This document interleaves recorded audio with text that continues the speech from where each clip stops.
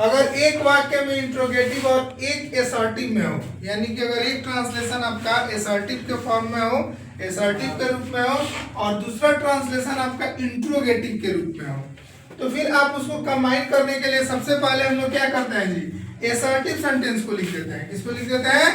Assertive sentence को। और assertive sentence लिखने के बाद जो इंट्रोगेटिव वाले वाक्य होता है उसको असर्टिव में बदलकर जोड़ देते हैं। किस में बदलकर? असर्टिव में बदलकर जोड़ देते हैं। जैसे देखो, interrogative plus assertive, assertive plus interrogative, यानी कि असर्टिव सबसे पहले हो जाएगा और इंट्रोगेटिव बाद में होगा। लेकिन जो कंबाइन करने के लिए सेंटेंस दिया हुआ होगा आपके पास, वो पहले इंट्रोगेटिव होगा फिर असर्टिव होगा। जैसे देखो यहाँ ट्रांसलेशन है, where will he go, I don't know, यानी कि वह कहाँ जाएगा, आई डोंट नो, मैं नहीं जानता। यानी कि जो पहला सेंटेंस है वो क्या है जी, where will he go, interrogative है, मतलब प्रश्नवाचक है। अगर आप टेंस के अकॉर्डिंग देखोगे तो this translation come from WH question. क्या? WH क्वेश्चन है, यानी कि यहाँ सिंपल लिखा गया है कि जिस ट्रांसलेशन से क्वेश्चन पूछा जाए, प्रश्न पूछा जाए या प्रश्न का बोध हो, और प्लस असर्टिव, अगर इस तरह का सेंटेंस हो तो उसको कंबाइन करने के लिए हम सबसे पहले असर्टिव को लिखते हैं और फिर इस सेंटेंस को क्या करते हैं, जोड़ देते हैं। जैसे देखो, I don't know where he will go, अब where do you live, I know, यानी कि I know where do you live. You are you angry, I feel, यानी कि I feel why you are angry.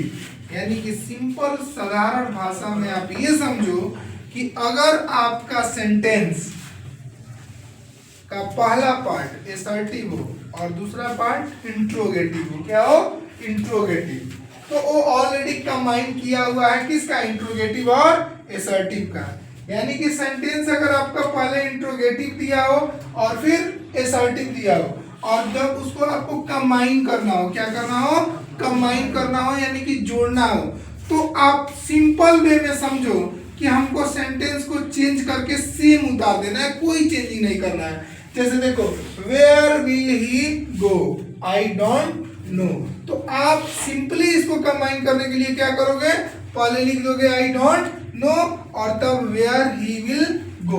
बस एक चीज ध्यान रहे कि इस दोनों सेंटेंस के बीच में कोई कामा, कोई अनदर वर्ड को ऐड नहीं करना है। सिंपल है कि जो आपका क्वेश्चन मार्क है उसको हटा देना, यानी कि आई डोंट नो को आप पहले लिख देंगे और ये where will he go question mark के साथ आप लास्ट में उतार दोगे, वेयर ही विल गो। जैसे देखो, वेयर डू यू लिव, वह कहाँ रहते, तुम कहाँ रहते हो, आई नो, मैं जानता हूँ, यानी कि I know where do you live, मैं जानता हूँ तुम कहाँ रहते हो।